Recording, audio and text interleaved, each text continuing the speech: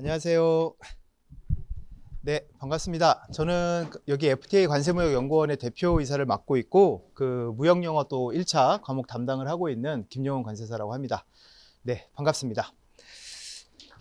오늘 원래 설명회를 1차하고 2차를 나눠서 보통 했는데, 이번 달에는 지금 1, 2차를 같이 합쳐서 좀 하기로 했거든요. 그래서 관련된 내용들 중에 이제 본인하고 직접적인 연결이 안 된다 하더라도 조금만 참고 좀 들어주시면 감사드리겠습니다.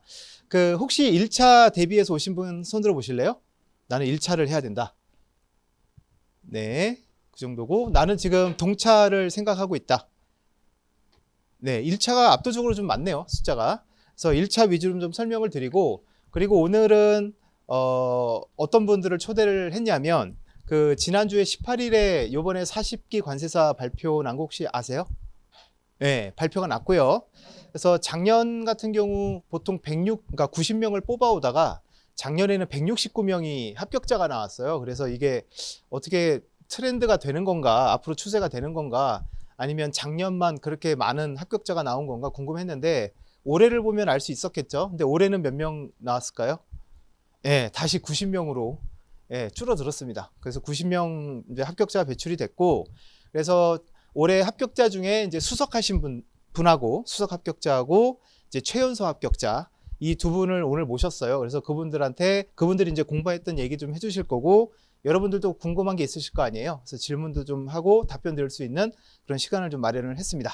자, 그래서 오늘은 좀 뜻깊은 시간이 될 것 같습니다. 오늘 그래서 설명회는 뭐 1시간 반 정도 진행이 될 것 같습니다. 그래서 질문을 하실 수 있는 시간은 중간에도 있고 또는 끝나고도 밖에 제가 대기하고 있을 테니까 뭐 개인적인 질문 같은 거 있으시면 와서 질문하셔도 좋을 것 같습니다.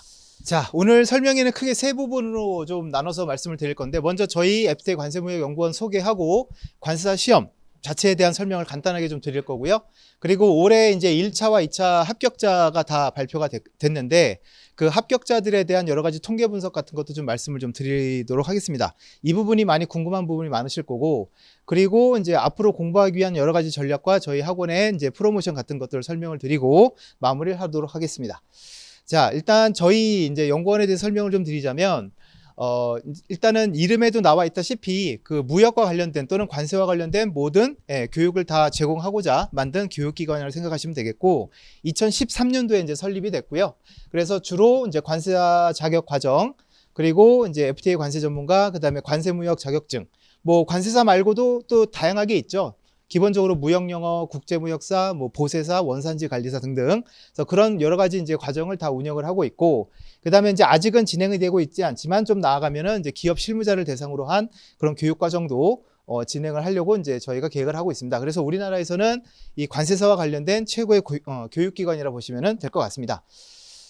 자, 그리고 저희 FTA 관세무역연구원의 강점은 일단 첫 번째로 제일 중요한 게, 학원에서 제일 중요한 건 강사진 아니겠어요? 그래서 저희 학원에서 지금 현재 강의하고 있는 대부분의 강사님들은 뭐 최소 10년, 뭐 저만 하더라도 뭐 21년이 넘었으니까요. 그래서 최고의 소위 일타 강사님들이 다 모인 학원이라고 보시면 될 것 같고, 그리고 강사님들이 또 다 대학원을 다니셨거나 다니고 계신 분들이 꽤 많습니다. 저도 보기와는 다르게 박사 학위를 갖고 있고요.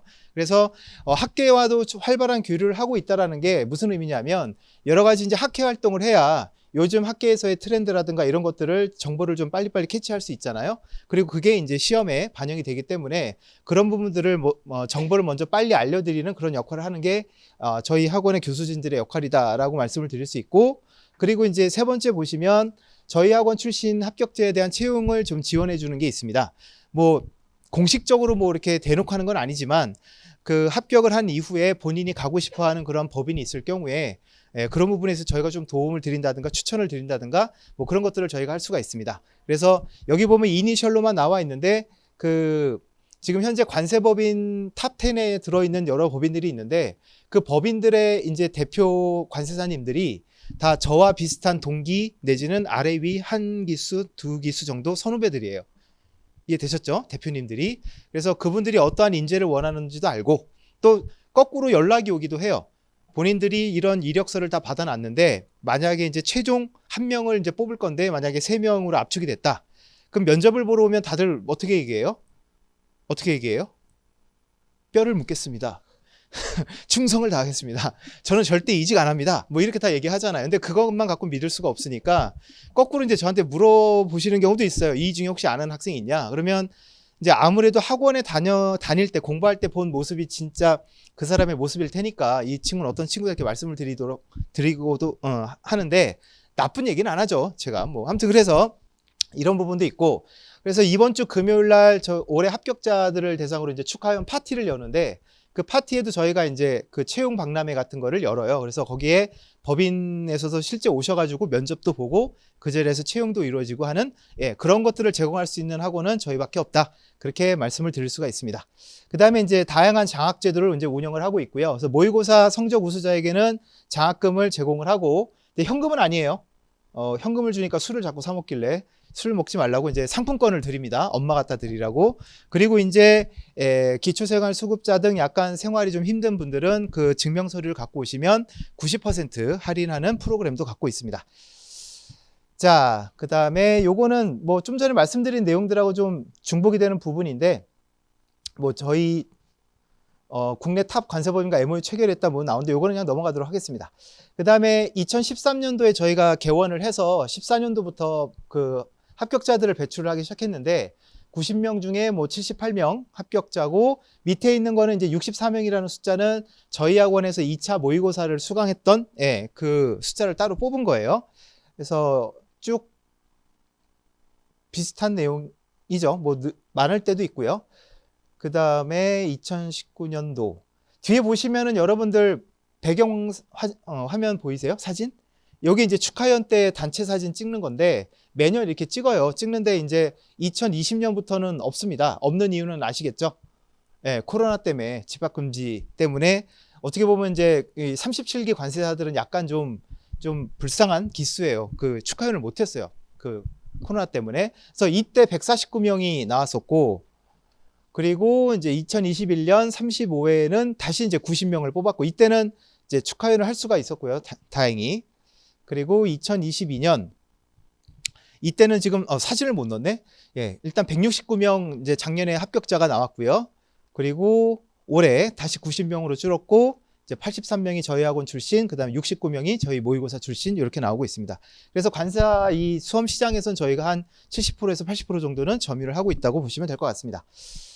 자, 뭐 소비자 만족 5관왕 달성 요거는 넘어가도록 하고, 자, 관세사 시험을 간단하게 소개를 해드릴게요. 이제 1차를 처음 하시는 분들이 대부분이다 보니, 자, 관세사란 해서 여기 이제 조그맣게 나와 있는데, 무역과 통관 분야의 전문 지식을 가진 자에게 국가가 시험을 거쳐서 자격을 부여한다 이렇게 되어 있습니다. 중요한 거는 국가가 이제 자격을 부여한다라는 거고, 관세와 무역에 관한 국내 유일의 국가 전문 자격사다 이렇게 되어 있습니다.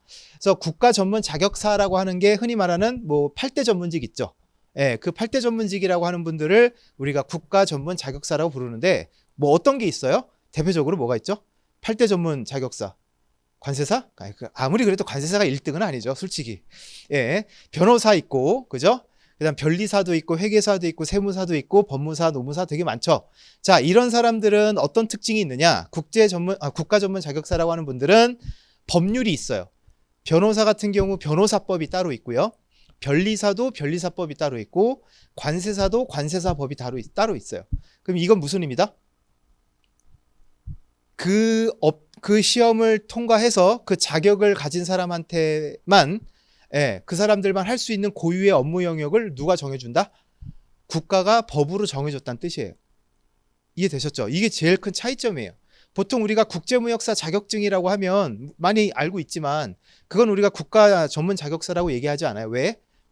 국제무역사는 법률이 있는 건 아니거든요. 그 사람들만 할 수 있는 업무가 따로 있는 것도 아니고, 하지만 관세사는 관세사법에서 정해놓은 관세사만 할 수 있는 업무가 법률로 정해져 있습니다. 그래서 여기 나와 있는 업무들이 대표적인 그 업무들인데, 뭐 수출입 통관이나 기업 구제, 뭐 여러 가지 이제 기업 심사라든가 이런 부분에 대해서 이제 변호사 역할을 해준다 보시면 돼요. 세관에서 특정 기업에 대해서 당신들이 냈던 관세에 대해서 한번 좀 심사를 해보겠다. 이렇게 이제 세무조사 비슷한 게 나온단 말이에요. 관세청도. 자, 그러면은 그게 몇 년치를 한꺼번에 추징을 해가는 경우가 많아서 대기업 같은 경우는 수천억이 되기도 해요. 예, 그런 것들을 관세사가 나서서 잠시만요. 너무 많은 거 아닙니까? 이러면서 논리적으로 싸워갖고 좀 줄여주고 하면 기업 입장에서는 되게 좋겠죠. 자, 그런 역할을 하는 게 기업 구제 쪽이고, 그다음에 FTA 활용 지원. 그러니까 FTA를 활용해서 우리나라 이제 이건 대부분 수출 쪽이에요, 여러분들. 우리 FTA 그러면 수입을 많이 생각하는 분들이 많은데 원산지 그러면 근데 수출 기업들은 메이드 인 코리아로 인정을 받아서 외국에 수출을 해야 그 나라에서 여러 가지 관세 혜택을 받고 그게 곧 가격 경쟁력이 되는 거잖아요. 그런 것들을 이제 관세사가 컨설팅 같은 걸 많이 합니다. 그러니까 이런 업무들을 관세사 자격이 없는 사람이 하다가 적발이 되면 그건 뭐가 된다? 불법이다. 예, 그게 되는 거예요. 그래서 여러분들 국가 전문 자격사라고 하는 건 다른 말로 하면 면허라고 생각하셔도 돼요. 면허. 우리가 면허란 말을 어디서 많이 쓰죠? 운전면허에서도 쓰고 또 뭐 어떤 데서 쓰죠? 의사들도 면허라고 쓰지 않나요?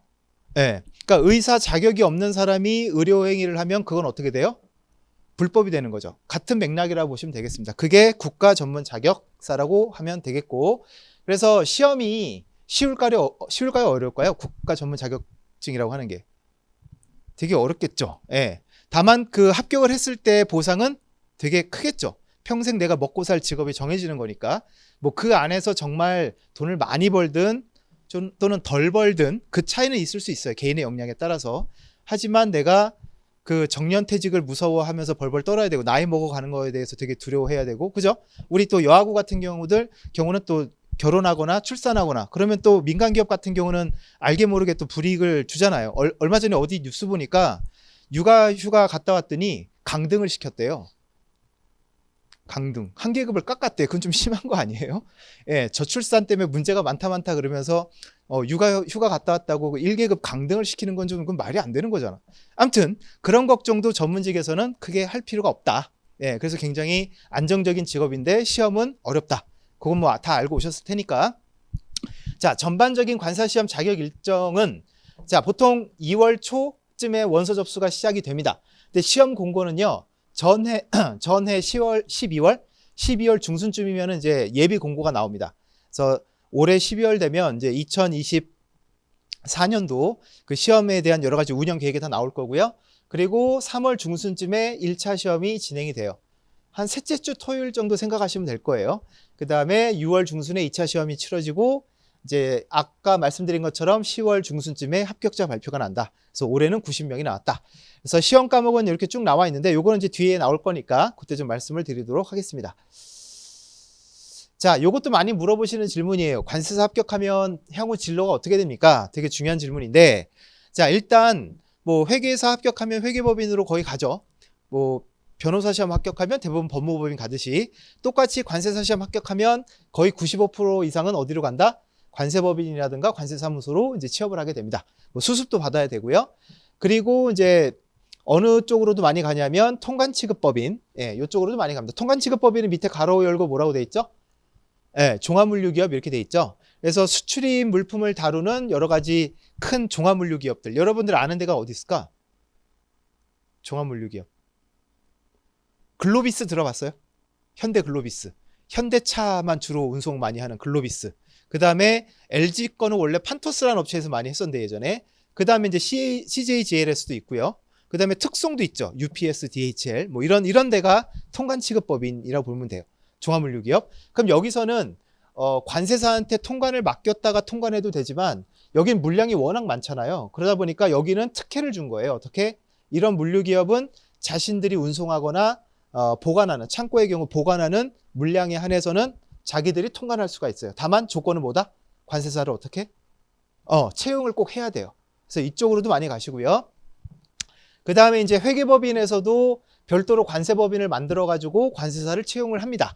뭐 숫자는 그렇게 많지는 않은데 회계법인 쪽은 주로 심사나 컨설팅 쪽에 특화가 많이 돼 있어요. 통관보다는. 그래서 저쪽으로도 좀 가는 분들이 몇 분 계시고 많이 뽑지는 않습니다. 자, 그 다음에 이제 수출입 대기업 같은 경우는 뭐 신입 관세사를 뽑는 경우는 잘 없고요. 여러분이 나중에 합격을 하셔서 일을 하시다 보면 일하다가 이제 만나게 되잖아요. 고객으로 어떻게든 만나게 되면 그때 이제 스카우트 제의가 오는 경우가 꽤 많아요. 아니면 가끔은 또 공개적으로 채용 공고가 나오기도 하고, 대기업의 통관팀에 가시는 분들도 간혹 있고, 그 다음에 옛날엔 좀 많았는데 요즘엔 공무원 인기 많이 떨어졌죠, 여러분. 여러분 주변에서도 공무원 준비하는 분들 좀 줄었어요? 어때요? 얼마 전에 노량진 학원가 가봤더니 정말 사람 없더라고요. 깜짝 놀랐어요.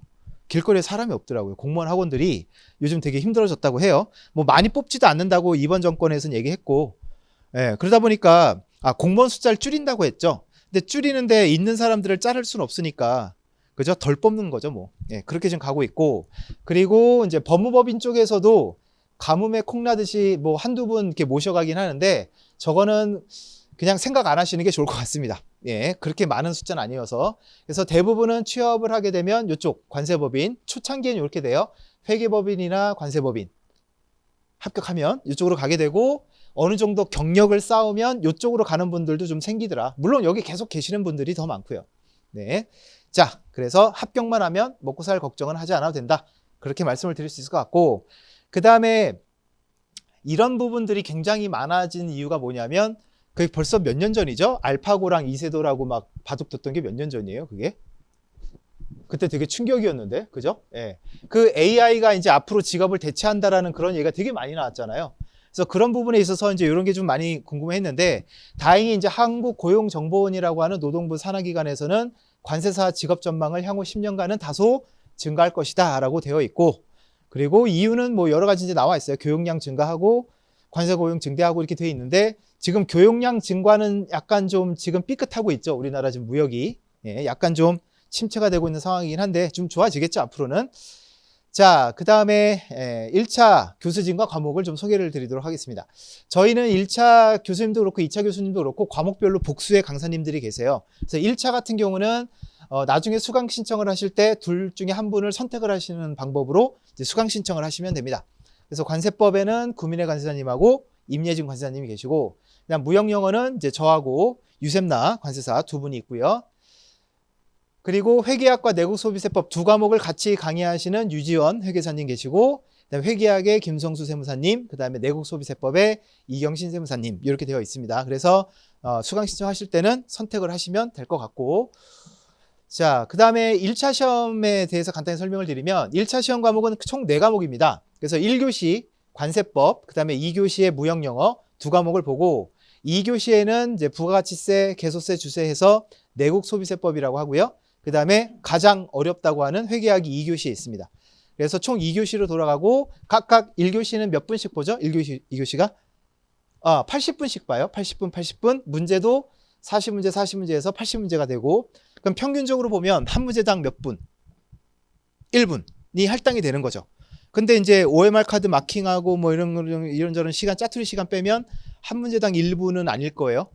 그죠? 뭐 한 50초, 45초 잡아야 되는데, 자, 회계학 같은 경우 계산을 해야 되고요. 그 다음에 무역영어 같은 경우 영어예요. 그러면 한 문제당 45초, 50초 컷이 가능할까요? 실제로 쉽지가 않습니다. 그래서 평균 60만 넘어도 된다라고 한다라는 게 그게 쉬운 얘기가 절대 아니라는 거죠. 시간이 되게 절대적으로, 특히 2교시는 정말 많이 부족해요. 그래서 여러분들 공부를, 특히 회계학 같은 경우는 좀 이따 나오겠지만 1차 떨어지는 학생들의 57%, 55% 정도가 왜 떨어지느냐? 회계학 꽈락으로 떨어집니다. 40점을 못 맞았다는 얘기죠. 그 학생들이 공부를 안 했냐? 학원을 안 다녔냐? 아니에요. 학원을 다니고 공부를 해도 그래요. 그래서 공부를 정말 이건 열심히 많이 하셔야 됩니다. 자, 그렇고요. 자, 관세법 개론에 대한 설명인데, 자, 관세법에서 34 또는 35문제가 출제가 되고, 요 FTA 특례법이라고 하는 게 있는데, 보통 이제 이쪽 수험가에서는 저런 과목을 새끼 과목이라고 얘기해요. 새끼 과목이라고 하는데, FTA 특례법에서 한 대여섯 문제가 나옵니다. 그래서 기본 이론 때 관세법 시간에서는 관세법만 강의가 되고, FTA 특례법 같은 경우는 아마 내년 1월쯤에 개강이, 특강이 이제 개설이 될 거예요. 강의 시간은 길진 않아요. 왜냐하면 이제 FTA 특례법이나 이런 것들이 연말에 개정이 많이 됩니다. 그래서 개정이 되면 그거 반영해가지고 이제 개정 특강 비슷하게 1월 달쯤에 강의가 진행이 된다. 그렇게 보시면 되고, 자, 관세법은 1차에서는 무조건 전략 과목이어야 됩니다. 점수를 80점 이상은 무조건 맞아줘야 되는 게 관세법이고, 특히 관세사니까 관세법은 되게 중요하겠죠. 그리고 2차와도 연결이 되기 때문에 정말 열심히 해야 되는 과목이다. 그렇게 보시면 될 것 같고, 양은 좀 많은데요. 다행인 거는 시험이 그렇게 어렵진 않아요. 그나마 4과목 중에선 가장 좀 수준은 조금, 난이도는 좀 쉬운 편이다. 그렇게 보시면 될 것 같고, 자, 무역영어 같은 경우는 여기 혹시 무형영어 검정시험 자격증 갖고 계신 분 있어요? 검정시험. 있으세요? 1급? 1급. 관사시험도 혹시 풀어보신 적 있어요? 기출문제? 기출 안 들어봤어요? 무형영어 검정시험 1급이 절대 쉽지 않아요. 지문도 되게 길고 영어도 되게 잘해야 돼요. 근데 관세사 무형영어는요. 시험이 어떻게 나오냐면 국제협약에서 거의 90%가 나와요. 국제협약. 그러니까 무슨 말이냐면 무형영어 검정시험은 시험 범위가 따로 있다 없다? 없어요. 어디서 나올지 몰라요. 그런데 이 관세사 무형영어는 조금 양이 많고 내용은 어렵지만 그나마 한 가지 다행인 건 뭐가 있다? 시험 범위가 있는 영어 시험이에요. 어떤 느낌인지 아시겠죠? 근데 그 시험 범위가 좀 어때요? 많아요. 그래서 나는 영어 젬뱅이에요. 영어를 너무 못해요. 뭐 영어는 학교 졸업하고 뭐 20년간 손 놨어요. 뭐 이런 분들이 되게 많은데 뭐 영어가 도저히 안 된다 하시는 분들은 그래도 마지막 방법이 있어요. 뭐냐면 영어 원문을 많이 읽어 놓으셔가지고 거의 외워 놓으시는 방법도 있어요. 그렇게 해도 일단은 60점 정도 맞는 분들을 제가 종종 봐왔습니다. 그래서 영어를 못한다고 해서 포기할 과목은 아니라는 거예요. 왜냐하면 여기 나왔다시피 국제협약에서 대다수 문제가 나오기 때문에 시험 범위가 있는 문제이기 때문에 시험 범위만 많이 돌려보면 된다. 자, 그래서 관사 1차에서는 회계학 빼고는 두 번째로 좀 어려운 시간이 많이 소비가 되는 그런 과목이라고 보시면 되겠고, 자, 내국소비세법은 세 과목이 여기 들어가요. 부가가치세법 30문제, 개별소비세, 그다음 주세법이 각각 5문제씩 들어가게 됩니다. 그러니까 이 수입되는 물품에 관세만 부과되는 게 아니라 수입되는 물품에 부가가치세도 부과가 되고요. 그 다음에 약간 사치성 물품의 경우, 그죠? 이런 것들은 이제 별도로 개별 소비세가 붙고요. 우리나라의 술이 비싼 이유, 양주가 비싼 이유가 또 여기 또 있죠. 주세가 또 있어요. 그래서 수입되는 또 술에는 또 주세가 따로 또 붙습니다. 그래서 이런 것들을 합쳐서 우리가 이제 내국소비세법이라고 하는데, 일단 양은 되게 좀 적은 편이에요. 시험 범위의 양은 적은데 시험 범위 양이 적다 보니 시험이 반복될수록 이미 한 번씩은 다 냈던 부분들이 되겠죠. 그러니까 시험 문제가 이제 어떻게 되고 있다? 조금 더 이제 꼬이기 시작했어요. 그래서 여기 보면 고득점을 노릴 수 있는 효자 과목 돼 있죠. 이거는 제가 얘기한 거 아니고 이거 내국소비세법 담당 강사님이 말씀하신 거예요. 그러니까 저한테 뭐라 하지 마시고. 그러니까 그분들은 이렇게 얘기할 수 있겠지만 수험생들 사이에서는 그렇게 쉽진 않다. 예. 그래서 양이 적다고 해서 절대로 방심하면 안 되는 과목이다. 그렇게 생각하시면 되겠습니다. 자, 그다음 회계학. 자, 회계학은 총 40문제 중에 재무회계가 30문제가 나오고요. 그중에 계산 문제가 22문제. 그다음에 원가관리 회계가 10문제가 나오는데 기본이론 강의에서는 재무회계를 다루고 있고요. 원가회계 같은 경우는 별도로 여러분들 수강을 따로 하셔야 됩니다. 별도로 이제 단과 과목이 있고요. 자, 그래서 여기 이제 나와 있는데 가장 중요한 게 계산 문제에 대한 시간 배분이 핵심이다 이렇게 돼 있죠. 자, 일단 그 1차 합격하신 분들의 회계학 점수를 물어보면 50점을 넘긴 분들은 되게 잘 본 거예요. 무슨 말인지 아시겠죠? 예, 평균이 60은 넘었는데 너 회계학 몇 점이니? 그러면 42.5요. 45점이요. 뭐 이렇게 얘기를 해요. 근데 그 42.5와 45점 그 한두 문제는 잘 풀고 못 풀고의 차이도 있겠지만 여러분들 이제 그런 경험이 있으실까 모르겠어요. 40문제가 나왔는데 한 내가 20문제 정도 건드렸어요. 그런데 감독관 아저씨가 이제 시간 됐으니까 빨리 내래요. 아직 20문제는 문제도 못 봤거든요. 근데 빨리 내래요. 그럼 여러분들 나머지 20문제는 어떻게 해야 돼요? 네, 그냥 밀어야겠죠. 한 문제를. 여기서 정말 중요한 거는 내가 앞에 체크했던 답안지에 있는 답을 보면서 1, 2, 3번, 5번, 1, 2, 3, 4, 5를 보면서 비중을 생각하면서 찍으면 된다, 안 된다? 여러분 이거 되게 중요한 정보예요. 관사시험은 1, 2, 3, 4, 5번의 비중을 똑같이 20%씩 할당을 할까요? 네, 그런 거 없어요. 그리고 내가 마킹했던 그 몇 개의 문제들의 그 답이 정답이란 보장이 있어요? 없죠. 예, 그래서 가장 안전하고 확실한 방법은 뭐다? 그냥 한 문제 찍어서 그냥 쫙 한 문제로 미는 게 가장 확률이 높아요. 괜히 왔다 갔다 찍지 말고. 그러면 제가 무슨 말씀을 드리려고 하느냐? 자, 대부분의 학생이 그래요. 20문제 건드리면 잘 건드린 거예요. 그럼 다 맞으면 50점이고 좀 몇 개 틀리면 40 몇 점이 되겠지만 아무튼 그렇게 됐을 때 그날 기분에 따라서 오늘은 왠지 2번이 땡겨. 그럼 2번으로 미인 학생이 있겠고 나는 5번인 것 같아. 그럼 5번으로 미인 학생이 있겠죠? 거기서 사실 한두 문제 차이가 나는 거 아닐까? 그래서 1차 시험 보고 나온 학생들이 자기가 합격했는지 떨어졌는지 몰라요. 왜? 회계학을 한 문제로 미뤘기 때문에 그걸 체크를 해봐야 되거든. 아무튼 그렇습니다. 그래서 내가 건드릴 수 있는 문제를 조금이라도 늘리는 게 되게 중요하고, 더 중요한 게 뭐냐, 내가 풀 수 있는 문제만 딱 골라서 빨리 푸는 게 정말 중요하거든요. 그 연습을 정말 많이 하셔야 돼요. 회계학 같은 경우는. 자, 그래서 요 마지막 거 잘 봐놓으세요. 지금 이제 공부를 처음 시작하는 분들은 회계학을 전혀 공부한 적이 없다, 또는 학교에서 좀 들었다 해도 앞에 보면 기초 회계원리라는 게 있죠. 회계원리라고 하는 과목을 꼭 듣고 기본 이론으로 들어오셔야 됩니다. 네, 회계원리라는 과목은 우리 학원 홈페이지 동영상 강의에 보면 무료 강의 코너가 있거든요. 거기 보면 회계원리가 한 14강, 13강 정도 되는 강의가 있어요. 그거 듣고 이제 기본 이론, 재무회계 쪽으로 넘어오실 것을 강력하게 말씀을 드립니다. 안 들으면 못 따라와요. 나머지 과목은 그냥 기본 이론 들으셔도 상관은 없습니다. 회계학만, 회계원리를 꼭 듣고 오시라, 그렇게 말씀을 드립니다.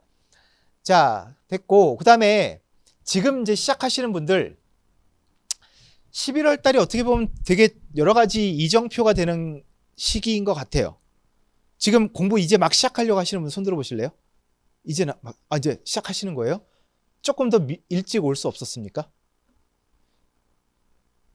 사정이 좀 있었습니까?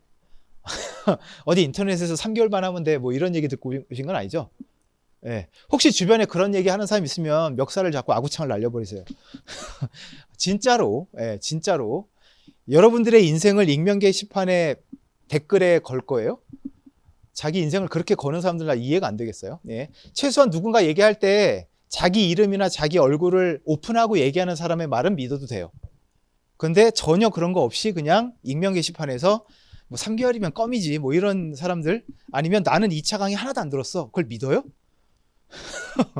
예, 그런 사람들 말은 절대로 들으시면 안 돼요. 누군지도 모르고 어그로예요. 거의 100% 어그로고, 공부 정말 열심히 하는 친구들이 거기 가서 그런 거 댓글 달 시간도 없어요. 네, 꼭 명심하시기 바랍니다. 궁금하신 게 있으면 강사님들이나 관세사님들이나 아니면 앞서 공부했던 선후배들 있죠, 합격하신 분들, 그런 분들한테 정보를 구하시는 게 맞아요. 네, 자, 제가 볼 때 1차 시험을 안정적으로 합격하기 위한 가장 최단 공부 기간은 5개월로 봐요, 저의 경우. 근데 이것도 전업수험생 기준이에요. 뭐 3개월 만에 붙었다는 분도 있긴 해요. 근데 그거는 정말 논외고, 정말 논외고, 그런 경우는 거의 잘 없고, 보통 일반적인 수준으로 봤을 때는 5개월이에요. 그래서 지금 시작하는 게 거의 막차를 타는 거라고 저는 생각을 합니다. 1차 같은 경우는. 자, 그 다음에 2차 같은 경우는 지금 동차를 하시는 분들은 사실은 2차 시험 보고 바로 동차 준비했으면 시간이 그렇게 쫄리진 않을 텐데, 이게 사람 마음이라는 게 합격자 발표 날 때까지는 이게 잘 책이 이렇게 펴지지가 않아요. 그래서 6월 달에 시험 보고 지금 합격자 발표 날 때까지 거의 뭐 손 놓고 있었겠죠. 이제 다시 공부를 시작을 해야 되는데, 그럼 2차 준비를 맘 놓고 할 수 있느냐? 할 수가 없어요. 왜? 1차에 뭐가 있으니까. 회계학의 아픈 기억이 계속 스물스물 올라오거든요. 그러니까 회계학도 신경 써야지, 2차도 또 준비해야지 하다 보니까 굉장히 좀 시간이 촉박하긴 한데, 그래도 동차 얘기는 좀 이따 하겠지만, 그래도 11월부터는 12월, 이제 11월, 12월은 동차를 준비하시는 분들은 그래도 좀 여유가 있는 상태니까 2차 공부를 조금 더 많이 해놓으시라고 말씀을 드릴게요. 그건 좀 이따 설명을 드릴게요. 자, 1차. 일단 11월, 12월 달에는 기본 이론 수업을 들으면서 개념 정리를 하는 시간입니다. 네. 자, 최소 2회독을 좀 하셨으면 좋겠어요. 강의 나가면서 1회독, 그 다음에 복습하면서 1회독. 자, 그 다음에 1월, 2월로 넘어가면 이제 시간이 없기 때문에 바로 문제풀이 과정으로 들어가야 되는 게 맞습니다. 중간에 플러스 특강도 있고요. 그 다음에 OX 특강도 있는데, 그거는 이제 1, 2월 달에 문제풀이 하면서 좀 여유가 되면 단과로 좀 수강하실 걸 권하고, 그 다음에 기본 이론하고 문제풀이만큼은 무조건 해야 된다. 근데 여기서 이제 말씀을 드릴게요. 자, 2달 기본 이론을 다 들은 수강생들한테 모의고사를 보게 하면 몇 점 정도 나올까요? 기본 이론 2달 공부했어요? 그 친구들한테 자, 뭐 해봐 해가지고 모의고사를 한번 봐요. 그러면 몇 점 정도 나올까요? 평균 몇 점 정도 나올 것 같아요? 50? 50, 40? 꽈락은 넘기네요.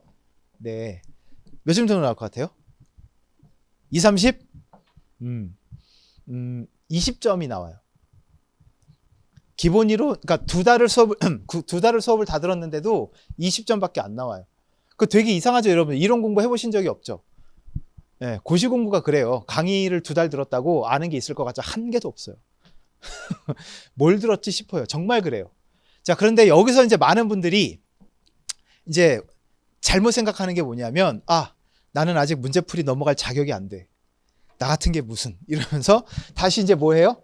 기본 이론을 다시 복습하겠다고 해요. 근데 수업을 들으면 강사님들이 진도를 끌고 가니까 정말 멱살을 잡고 어떻게든 이해독을 끌고 가잖아요. 근데 혼자서 책을 보면 그 진도가 어떻게 될 것 같아요? 참고로 각 과목별로 기본 이론 교재가 1000페이지가 넘어요. 4000페이지예요. 그거 금방 볼 수 있을 것 같아요? 못 봐요. 절대 못 봐요. 그래서 여러분들 기억이 난다 안 난다 다 상관하지 말고 그냥 1차 이론 강의 끝났다 바로 그냥 문제풀이로 넘어오셔야 돼요.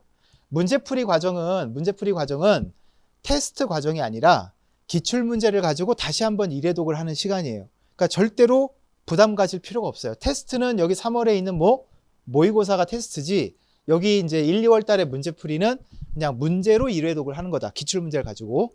자, 이거를 왜 빨리 넘어와야 되느냐? 문제를 보면 오히려 기본 이론, 그 이론 교재를 어떻게 봐야 될지가 목표가 명확해져요. 기본 이론만 공부할 땐 이걸 어떻게 하라는 거야 대체? 라는 생각이 있었다면 문제를 보고 나면 아, 이렇게 정리해야 되겠구나. 아, 이렇게 봐야 되겠구나 라는 게 더 명확해진다는 얘기지. 이해돼요? 예, 그렇기 때문에 문제풀이로 무조건 넘어야 돼요. 기본 이론 내가 완벽하게 공부할 거예요 라고 생각하지 마세요. 완벽하게 어떻게 할 건데? 못해요. 평생에도 완벽이라는 건 없어요. 자, 그렇게 생각하시면 되겠습니다.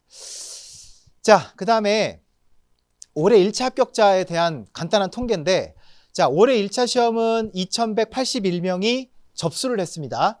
그런데 응시, 실제 시험장에 나타난 인원은 1635명이에요. 그래서 노쇼한 인원이 꽤 많죠. 546명 정도가 되고, 자, 이 중에서 그러니까 응시를 한 1635명 중에서 합격한 인원이 405명. 예, 그래서 합격률이 24.7% 정도가 나와 있습니다. 자, 그 다음에 근데 요거는 여러분들 응시를 했다고 해도 1600명 중에 실제 공부를 제대로 한 사람들은 전 그렇게 많지 않다고 보거든요. 여러분들 저희 1차 모든 과정 포함된 패키지 다 들어보셨죠? 알죠? 패스클럽. 패스클럽 완강률이 몇 프로 정도 될 것 같아요? 전체 수강 인원 중에 패스클럽 강의를 전체를 다 들은 사람들 몇 프로? 너무 어렵나? 몇 프로? 이번엔 맞춰봐요. 너무 과대평가하지 말고. 30? 여전히 과대평가라는데? 그 패스클럽을 다 수강한 비율이 전체 수강 인원 중에 16%밖에 안 돼요. 무슨 말인지 알겠죠? 공부를 그래서 제대로 한다 안 한다? 잘 안 해요. 예, 열심히 했으면 좋겠는데 잘 안 해요. 그러니까 이 1600명 중에서도 실수는 내가 볼 때 얼마 안 된다. 반 정도 될까? 800명? 그러니까 800명 중에 400명이면 거의 2분의 1을 합격한다는 뜻으로 보시면 돼요. 이해되셨죠? 왜냐면 1차 합격률 요것만 갖고 너무 겁먹지 마시라는 얘기예요. 여기에는 허수도 많다. 여러분은 열심히 할 거잖아요. 그잖아요. 2명 끄덕거렸는데 왜 왔어요? 왜 왔어요? 다 등골 브레이커야? 왜 이래? 열심히 해야지. 자, 그 다음에 채점 결과 1교시 때는 1635명 예, 다 있고, 그 다음에 2교시 때 보면 중간에 화장실 가는 시간이 있거든요. 쉬는 시간. 그 사이에 15명이 쬐어. 그래서 2교시 답안지 낸 건 1620명밖에 안 돼요. 집에 가도 돼요, 여러분들. 국가시험에는 그냥 가도 돼요. 누가 안 잡아요. 네. 자, 그래서 여기 빨간색 표시된 거 보시면 뭐죠? 회계학인데 꽈락률이 몇 프로? 57.59%. 예, 이 사람들이 거의 60%에 달하는 분들이 회계학 40점을 못 맞아가지고 떨어진 분들이에요. 그러니까 여러분들은 지금부터 공부 시작할 때는 거의 50% 공부 시간의 50%는 뭐에 집중하는 게 맞다? 회계학에 집중하는 게 맞다. 그렇게 보시면 될 것 같고요. 그 다음에 합격자 성별 현황 나오는데, 이건 최종 합격자에도 나오거든요. 드디어라고 해도 되나? 이제 여성 비율이 남성 비율을 앞지르기 시작했어요. 큰일 났다 이제. 큰일 났다. 무슨 말이지? 큰일 났다 이제. 공부를 안 하지? 자, 아무튼 그래서 1차 합격자 보시면은 뭐 그래프로 보면 거의 이제 비슷해 보이긴 하는데 여성이 조금 여기서는 여성이 좀 많나? 1차 합격자 비율이구나. 예. 자, 남성이 52%, 여성이 이제 47% 돼 있고요. 그 다음에 1차 시험이긴 하지만 20대 합격 비율이 제일 높죠. 거의 60%고 그래도 1차 합격자는 여기 보시면 50대, 60대 분들도 계세요. 근데 2차 최종 합격자는 좀 없지만 이건 큰 의미 없으니까 넘어가도록 하겠습니다. 뭐 평균 점수 뭐 이것도 넘어가도록 하고 자, 그래서 앞으로 이제 공부하실 분들, 지금 시작하시는 분들은 11월, 12월에 기본 이론반 수강하시고 1, 2월 달에 문제풀이반 수강하시고 3월 달에 모의고사반. 이제 더 이상 커리큘럼이 없어요, 여러분들. 시간이 많이 없기 때문에 5개월 남았기 때문에 이게 최선이고 조금 더 열심히 한다면 1, 2월 달에 OX라든가 플러스 특강 같은 거 자기가 좀 필요한 과목은 추가로 좀 듣는 거. 예, 그렇게 하시면 될 것 같아요. 요거는 기본이에요, 기본. 자, 그다음에 기존에 이제 기본 이론을 들으셨던 분들은 11월, 12월에 문제풀이 수강하시고 1, 2월 달에는 여기 뭐 단기 합격돼 있는데 요거는 뭐 필수는 아니고요. 그래서 OX 특강 같은 거를 이제 수강하시거나 정리하시면 될 것 같고 그다음 3월에 모의고사반 오시면 되겠고 단기 합격은 뭐 지금 할 얘기는 사실 아닌 것 같아요. 1, 2월, 1월 달에 오셔가지고 나는 무조건 3월 달에 합격하고 싶다 이런 분들이 계시거든요. 그런 분들을 위한 커리큘럼이니까 그러니까 기본 이론하고 문제풀이는 정상적으로 가면은 2달에서 4달 과정인데 지금 1월 달에 오면 그 시간이 안 되잖아요. 그래서 기본 이론 문제풀이를 그냥 합친 과정 그게 단기 합격이라고 보시면 되겠습니다. 여기 오신 분들은 지금 적어 들으면 안 되겠죠? 기본 이론부터 들으시면 될 것 같고 자, 연간 학습 커리큘럼인데 뭐 1차 같은 경우는 지금 요 시기에 와 있는 거죠. 그래도 참고하시라고 미리 말씀을 드리면 관세사 학원은 새 학기의 시작이 여기 4월, 5월이라고 보시면 돼요. 3월 달에 1차 시험 끝나고 이제 시작이 되는데 자, 1차 같은 경우는 새 학기가 5월부터 시작이 됩니다. 기본 이론이. 그래서 5월, 6월, 7, 8월 요건 이제 실강 기준이에요. 2번 개설이 되고 9월, 10월 달에는 플러스 특강이 개설이 됩니다. 플러스 특강은 일종의 심화 과정이라고 보시면 돼요. 자, 그다음에 11월, 12월에는 이제 기본 이론이 다시 열리고 요건 이제 인원이 찼을 때 얘기예요. 문제풀이 같은 경우는 이제 당연히 이제 개설이 되겠고 그다음에 해가 넘어가도 1, 2월 달에 문제풀이가 있고요. 이제 2월 한 중순부터 모의고사식 문제풀이가 3월까지 연결이 돼 있고 OX 특강 여기 1월 달에 개설이 되고 이렇게 돼 있습니다. 뭐 온라인 단기 합격반은 1, 2월, 3월 이렇게 돼 있고요. 자, 이제 우리는 다 1차 정도는 합격을 할 거니까 2차 커리도 간단하게 설명을 드리면 자, 1차 시험 끝나고 4월 달부터 바로 2차는 기본 이론이 들어갑니다. 놀 시간이 많지 않아요. 자, 기본 이론 들어가고요. 그다음에 7, 8월 달에 심화 이론이 있고 그다음에 대외 외환이라고 해서 무역 실무 새끼 과목이 있거든요. 그래서 기본 이론 때 무역 실무 과정이 있고 이제 7, 8월에는 대외 외환이 따로 있고요. 그리고 9월, 10월 달에는 이제 기출 실록이라고 해서 기출 문제 풀이 과정이 있고 11월, 12월에는 맵 과정이라고 있습니다. 요건 이제 논술 과정, 문제 풀이 과정 정도로 생각하시면 돼요. 그리고 특이하게 관세사는 2차 모의고사가 1월부터 6월까지. 예. 그래서 이때는 강의가 따로 없습니다. 일주일에 한 번씩 학원에 와서 시험 보는 거예요. 예. 그 사이에 이제 계속 주구장창 이제 외워야 되겠죠. 자, 그런 식으로 진행이 된다. 그렇게 이해하시면 될 것 같습니다. 저한테 한 얘기 아니죠? 예. 자, 2차 같은 경우는 지금 현재는 팀으로 나눠서 수강을 저희가 받고 있거든요. 그래서 F1팀, F2팀이 있는데 F1팀 교수님들은 관세법의 임혜진 관사님, 그다음에 HS의 그 조천희 관사님, 그다음에 관세평가의 김병수 관사님 계시고요. 그다음에 무역실무는 2분이 계십니다. 그래서 F1 중에서도 무역실무 강사님은 선택을 하셔야 돼요. 최 브라더스라고 하죠. 최건수 관사님하고 최재순 관사님. 실제로 학교 선후배예요. 네. 자, 그다음에 F2 교수님 소개를 드리면 관세법의 판창원 관세자님이 계시고 그다음에 HS 관세율표에 여기 또 2분이 계셔서 선택을 하시는 거예요. 오수교 교수님하고 최두원 관세자님이 계시고 그다음에 관세평가에 전용대 관세자 있고요. 무역실무에는 유튜버 정지환 관세자가 있습니다. 자, 이렇게 해서 F2팀을 선택하시면 이분들의 강의를 쭉 따라가시면 될 것 같습니다. 자, 2차 시험 간단하게 설명을 드리면 2차 시험은요. 총 몇 교시? 4교시예요. 80분씩 4교시. 그래서 1차 시험은 2교시만 보고 집에 왔다면 2차 시험은 하루 종일 이제 쓰고 와야 되는데 중간에 2교시 끝나고는 점심시간이 있습니다. 자, 그래서 1교시에는 관세법, 요 환급특례법은 1차에서는 뭐가 있었죠? 관세법하고 FTA 특례법이 있었다면 새끼 과목이 2차에서는 환급특례법이 들어갑니다. 그래서 총 4문제가 나옵니다. 40점 2개, 20점 2개. 죄송합니다. 30점 2개, 20점 2개 해가지고 이제 네 문제가 출제가 되고요. 그 다음에 2교시에는 HS 관세율표 및 상품학 문제가 나오고, 그다음 관세평가, 그 다음에 무역실험 이렇게 돼 있죠. 하루 종일 이렇게 뭔가 써본 적 없으시죠? 2차 시험 보고 오시면 아마 느끼실 텐데 사람이 진이 빠진다는 느낌이 어떤 느낌인지 아실 거예요. 예, 정말로 엄청나게 힘듭니다. 예, 정말 이거는 거의 자기 의지 싸움인 것 같아요. 4교시쯤 되면. 온몸이 아프더라고요. 자, 요건 이제 나중에 설명을 드리도록 하고, 자, 이게 따끈따끈한 정보입니다. 올해 지난주에 발표된 합격자들에 대한 통계인데, 자, 2차 시험 대상은 800명이 접수를 했고, 응시, 시험장에 나타난 거는 639명. 그러니까 153명은 아마 1차 시험 보고, 뭐 시험 삼아라도 2차 시험장 한번 가봐라 이렇게 얘기를 하는데, 뭐 거기에 대해서 별로 동의하지 않는 분들이겠죠. 그래서 153명은 안 갔고, 근데 여러분 가시는 게 좋아요. 꼭 가보세요. 1교시만 있다 오더라도 가보세요. 네, 1차랑 분위기가 완전 달라요, 시험장이. 자, 그래서 합격은 90%, 전체적으로는 이제 13.87%. 근데 이 13.87%도 사실 말이 안 되는 거죠. 왜 안 돼? 여기 있는 639명 중에 실제 경쟁자는 어떤 사람들이죠? 올해 2차 시험 본 분들 중에 작년 1차 합격하신 분들이 실제 실수죠. 근데 올해 1차 보고 그냥 룰루룰루 하고 간 분들도 있겠죠, 여기에는. 이해돼? 그러니까 그런 사람들은 실제 경쟁률은 들어가면 안 되는 거고. 그래서 실제 경쟁률은 이거보다는 좀 높을 거예요. 좀 많이 높을 거예요. 그건 꼭 명심을 하시고.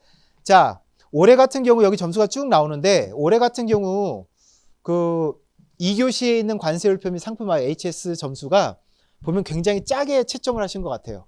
집안에 뭐 안 좋은 일이 있는지 부부싸움을 하셨는지 점수를 너무 안 주셨더라고요. 그래서 어떤 학생은 나름 썼대요. 물론 그 친구는 올해 2회로 본 건 아니고 1차 합격한 상태에서 나름 좀 공부해서 갔는데, 그 자기 과목별 점수도 알 수 있고 그 문항별 점수도 나오거든요. 몇 점 받았냐고 봤더니 1점. 너무 하신 거 아니에요? 1점? 그래서 점수를 되게 짜게 해주셨어요. 그래서 꽈락률이 보시면 66%, 꽤 높죠. 네. 자, 그렇고 그 다음에 여기 나오죠. 합격자 성별 현황. 90명 중에 남성 36, 여성 54. 그래서 비율이 6대4. 으이그. 남아구들 좀 화이팅 합시다. 근데 여기 봐도 훨씬 성비가 어느 순간 여학생들 비중이 많아졌어요. 높아졌어요. 자, 그래서 여기 마지막 부분 보시면 앞에서 했던 얘기예요. 그래서 90명 뽑았고 이제 13.7% 정도 합격률이 나왔다.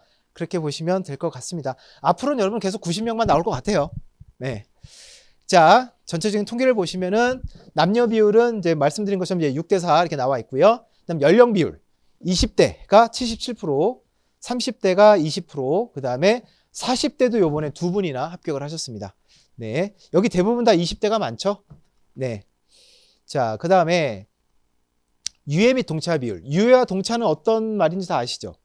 예. 유예는 1차 붙고 다음 해에 2차 붙는 분들, 동차는 같은 해에 1차, 2차 모두 붙는 분들. 아무래도 뭐가 더 유리하다? 그쵸. 유예가 훨씬 유리하죠. 예, 하나만 대비하면 되니까. 그래서 시험 실제 통계를 봐도 유예로 합격하신 분들이 65.5%로 훨씬 더 높다.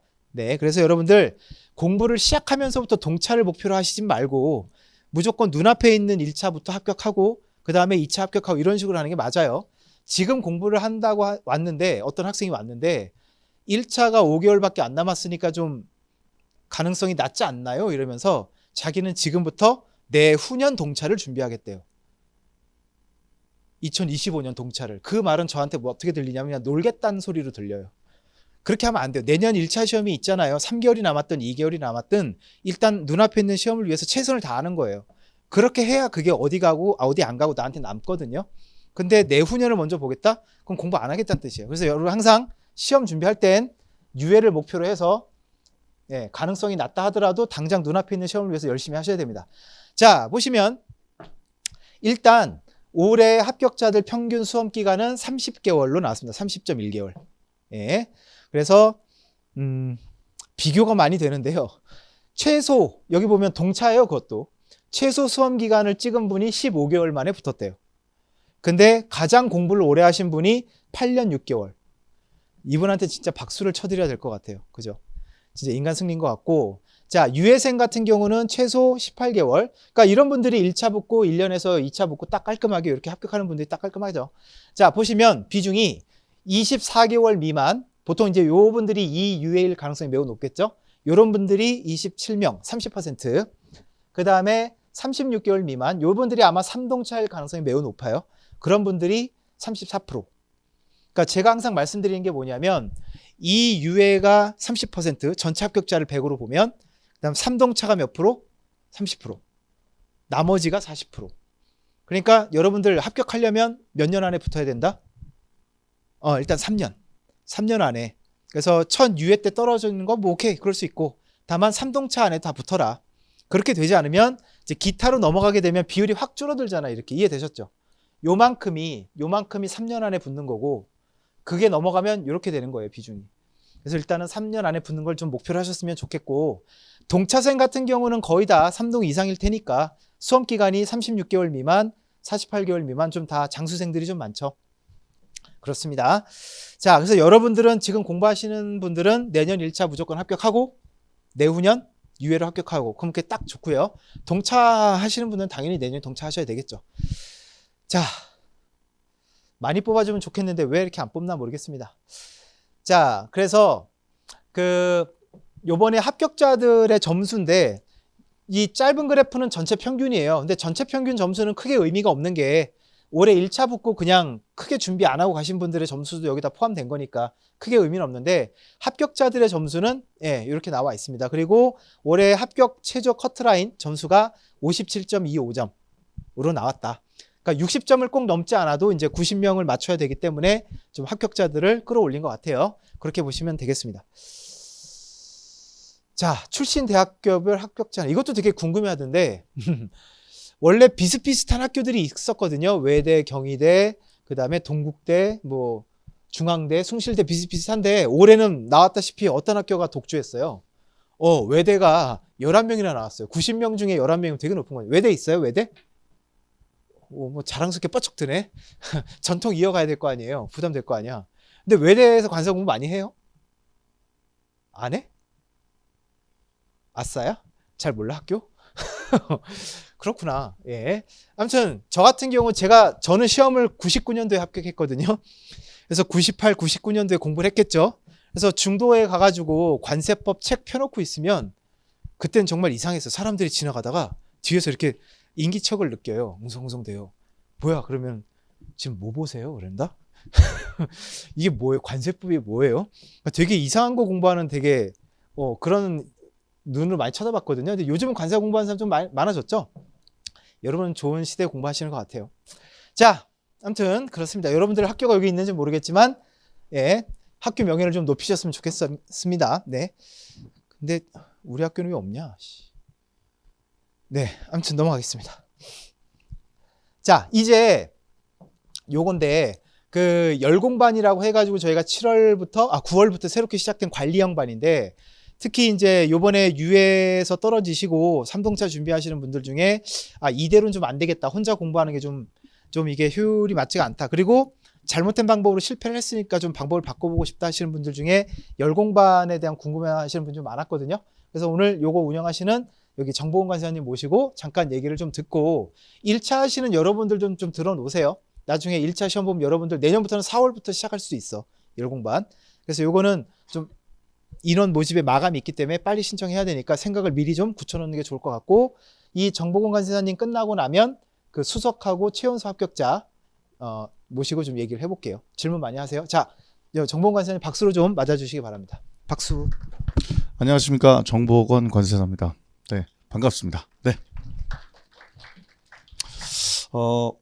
혹시 지금 1차를 준비하시는 분들이 상당히 비율이 많을까요? 어떠세요? 지금 많으세요? 자, 1차 준비하신 분들 한번 어림잡아서 절반 정도 계신 것 같고, 혹시 2차를 떨어지고 올해 시험을 2차를 봤는데 떨어지고 이 자리에 오신 분 계실까요? 네. 어떻게 보면 지금 열공반이라고 하는 것이 아까 저희 대표님도 말씀드렸지만 1차를 하시는 분들도 당장 내년에 생소한 과정일 것 같고요. 올해 수험을 치르신 분들도 아마 이 열공반이라고 하는 이 단어는 굉장히 익숙한 단어는 아닐 겁니다. 저희가 FTA에서 올해 처음으로 도입하는 관리형 시스템입니다. 많은 학생들이 여러분들도 아시겠지만 최선을 다합니다. 내가 일정하게 맞다라는 공부 방향을 설정하고 열심히 했을 겁니다. 근데 이상하게 내가 생각한 점수보다 낮게 나오거든요. 특히 많은 분들이 HS 과목에 관련해서는 나는 정말 죽을 힘 다해서 공부했는데 60점도 안 나왔습니다. 이거 객관적인 문제에 오류가 있는 것 아닌가요? 객관성이 떨어진 것 아닌가요? 절대 그렇지 않습니다. 엄청나게 노력하고 올바른 방법으로 공부하고 계신 분들이 상당히 많다는 점입니다. 올해 조금 있다가 수석자분 나오셔서 얘기하겠지만 사실 열공반이라는 것은 저희 FTA가 올해 처음 시작했지만 전 개별적으로 열공반의 전신이라고 할 수 있는 논술반을 8년간 유지하면서 올해 수석자가 작년에 논술반인 저희 반에서 또 나오기도 했습니다. 그 학생의 HS 점수는요 87점입니다. 아까도 통계에서도 보셨지만 HS 점수가 내가 많이 노력을 했는데도 불구하고 점수가 안 나오는 건 지금 제대로 공부를 하지 않고 있다. 많은 강의를 듣고 있지만 지금 트렌드에 맞는 문제가 나오고 거기에 대한 대비를 했는지에 대해서 의문을 던지고 저는 그 방향으로 계속적인 학습 활동을 했던 것을 아마 이번 FTA 학원 그리고 대표님의 어떤 부르심을 통해서 지금 계속 운영 중에 있고요. 처음에 33명이었다가 지금은 50명이 좀 넘었습니다. 그리고 2차 시험 결과가 나오고 나서는 더 많은 수험생이 몰릴 수밖에 없는 바. 자, 과연 이 열공반이 무엇인가에 대해서 말씀을 드리고 또 한번 새롭게 도전하는 데 있어서 하나의 선택지가 되었으면 좋겠다는 생각에 먼저 이렇게 자리를 섰습니다. 다음 장을 한번 넘어가 보도록 하겠습니다. 네. 자, 열공반을 소개하기 위해서는요, 저희는 구체적으로 수험생의 유형을 좀 나눠보도록 하겠습니다. 그래서 이 수험생들의 현재 상황과 여기에 맞춰서 열공반은 무엇을 위해서 공부 방향을 설정해 줄 것인가에 대해서 생각을 해봤습니다. 저희 논술반에서는 제일 먼저 생동차라고 불리우시는 분들이 굉장히 많아요. 저희 관세사 시험은 1차와 2차 시험이 중복되는 과목이 많기 때문에 생동차, 즉 1차 시험을 합격하지 않았던 분들도 내년에 2차 시험을 한꺼번에 합격하기 위해서 도전하시는 분들을 우리는 생동차라고 하고요. 이분들이 당장 내년에 합격한다면 그건 도둑놈 심보일 겁니다. 그런데도 왜 열공반을 들어야 하느냐? 많은 분들이 1차 시험이 합격하지 않아도 2차 강의를 병행합니다. 강의를 수강한다는 건요, 여러분들 공부를 하는 게 절대 아닙니다. 강의를 수강하는 것은 학습에 불과한 것이지 내 것이 아니거든요. 무리한 학습을 많이 했다고 해서 그 학생이 내 것으로 지식을 만들어서 답안지에 써내서 그것이 고득점이 나와서 합격하기에는 많은 과정들이 필요합니다. 그런데 요새는 여러분들도 아시겠지만 소화시킬 수 없을 정도의 강의들이 많습니다. 나는 듣지 않는데 나의 라이벌인 상대편이 이 강의를 들으면 나한테 치명타가 되지 않을까라는 잘못된 인식 속에서 강의를 엄청나게 수강을 해요. 많은 아까 8년 6개월 정도 공부한 학생은 사실 저보다 관세사 시험의 특정 분야에 대해서는 저보다 더 도사일 확률이 있습니다. 근데 그 학생이 왜 8년 동안 기다렸었겠느냐? 공부 방향에 문제가 좀 컸다라고 보여집니다. 그래서 동차생들도 저희 열공반을 찾는 이유는 1차 시험에 올인을 하게 되면 결국 1차 시험은 합격하겠지만 2차 시험을 합격하지 못하기 때문에 다시 내년도에 2차 강의를 재수강하게 되는 것이죠. 그러면 2차 강의를 병행했던, 즉 1차 시험을 보기 전에 2차 강의를 병행했던 이 시간들이 전부 다 시간과 돈, 체력의 낭비로 이어집니다. 그래서 저희는 여기 2차 강의를 듣는 거에서 만족하지 않고 2차 시험이 무엇인지 테스트와 피드백을 통해서 2차 시험을 먼저 경험하게 하는 것이 열공반으로서 이 생동차한테 남겨주는 어떤 효과일 것이다. 그렇게 좀 정리를 하도록 하겠습니다. 그리고요, 유예생들은 사실 1차를 합격해 놓고 강의가 난무하기 때문에 학습을 많이는 했지만 올해 만약에 강의를 쭉 듣는다라고 하면 6개월 이상 강의 수강하고 당장 내년 1월에 모의고사를 보면 그때 충격을 받기 시작한 거죠. 나는 공부를 되게 열심히 했는데 답안지에 한 장도 쓸 수 없는 현재 상황을 굉장히 당황해야 합니다. 그래서 아까 2년차 합격생보다도 3동차 이상으로 합격하신 분들이 많았던 이유는 아마 강의의 노예가 되지 않았을까, 이런 생각을 합니다. 이런 학생들한테는 제가 봤을 때 무차별하게 강의 수강을 하는 것이 아니라 공부법을 올바르게 숙지를 시켜야 되는데 이것에 대한 논란들이 굉장히 많아요. 제가 보면 선생님들도 강의를 수강하시는 선생님들마다 중요한 포인트들을 서로 다르게 가지고 계시고 교재마다 다르기 때문에 어떤 걸 기준으로 너희들이 중요하다라고 생각하면서 이끌어 갈 수 있겠느냐, 이런 것에 대한 부담감도 있었고 믿음, 신뢰감 문제 때문에 저희 열공반을 선택을 많이 안 했다가 많은 학생들이 요새는 인스타나 이런 것 등을 통해서 저희 열공반을 하셨던 분들이 글을 좀 올리셨나 봐요. 이런 것들 때문에 좀 9월, 10월에 정규적으로 모집할 때는 많이 안 들어오시다가 점점 한두 명씩 들어오셔서 처음에 30명이었다가 50명이 될 수 있었던 이유는 이 유예생들이 많이 진입을 하고 있다. 보통 11월 정도 되면 내년 시험을 이 정도로 합격할 것이라고 생각을 하고 공부를 했는데 지금까지 공부한 기록이 내가 생각한 것만큼 퍼포먼스가 나오지 않기 때문에 많이 개별적인 상담을 통해서 들어왔던 것이 사실입니다.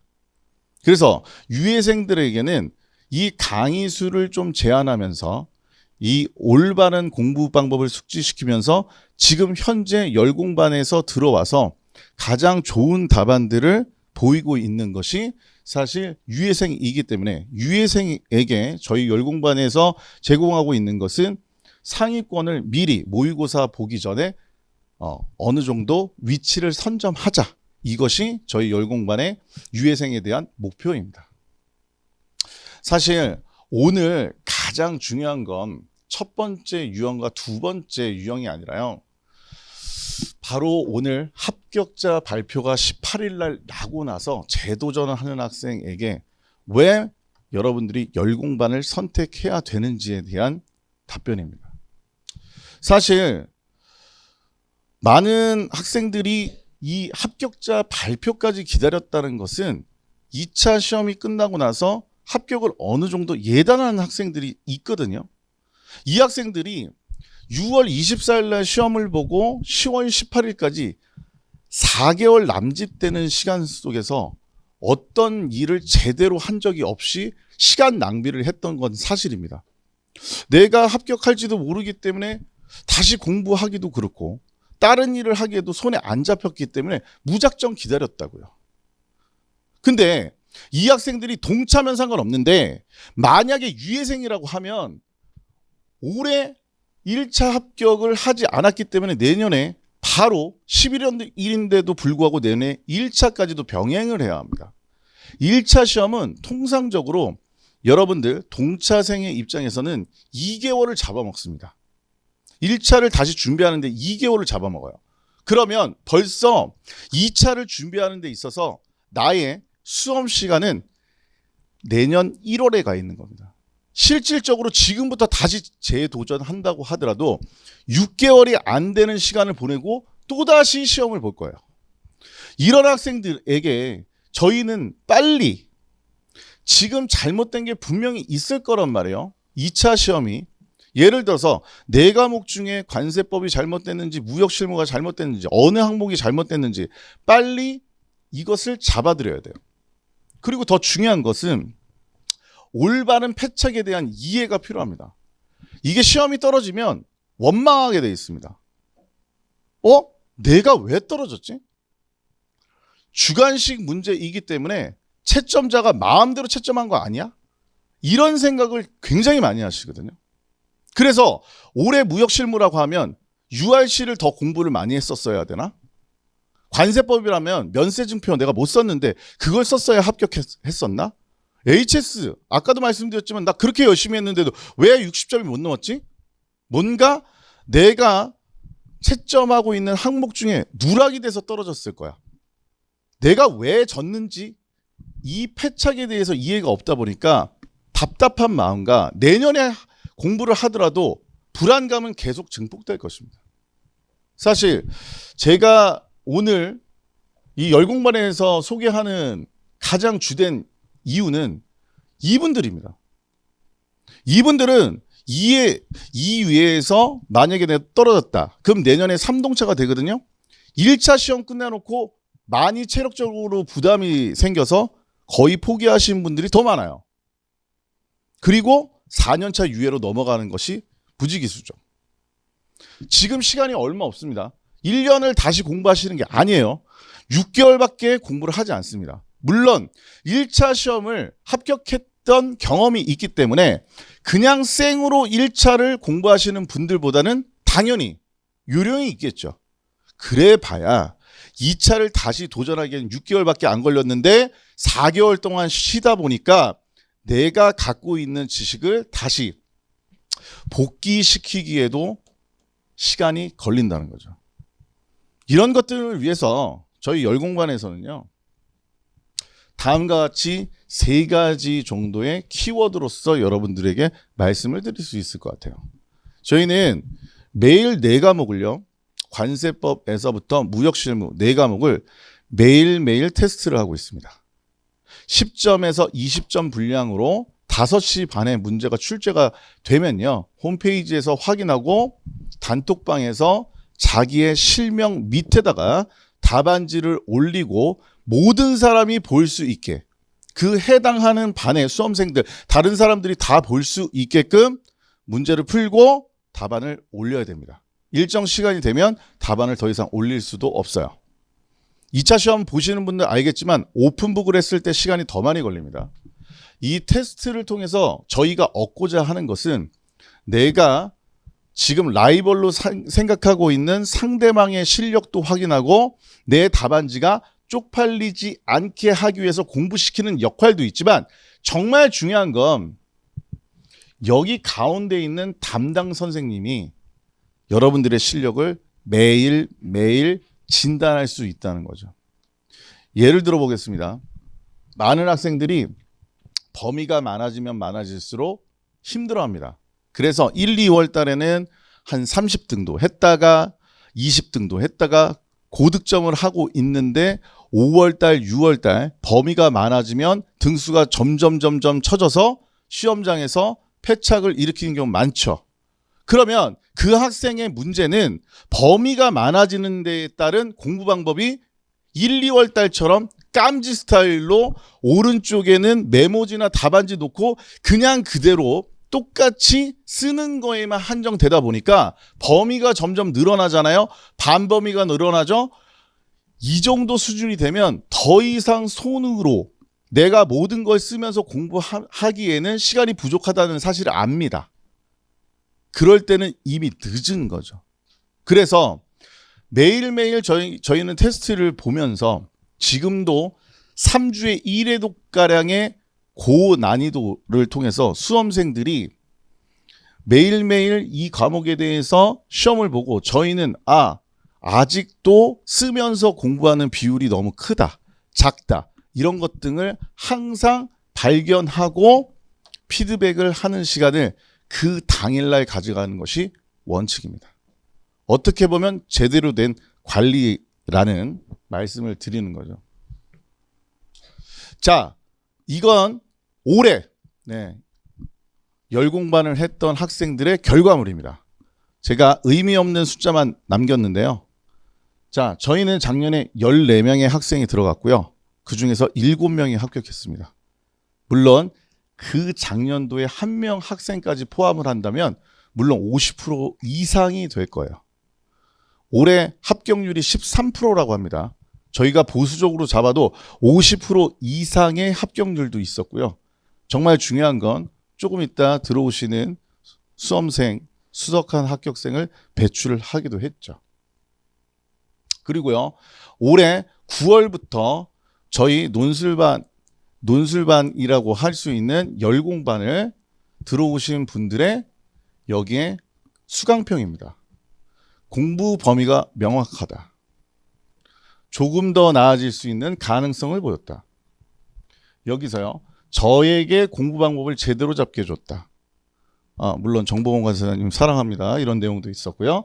열공반을 하면서 의무감도 생기면서 취약한 부분이 어디인지 바로바로 캐치할 수 있었다.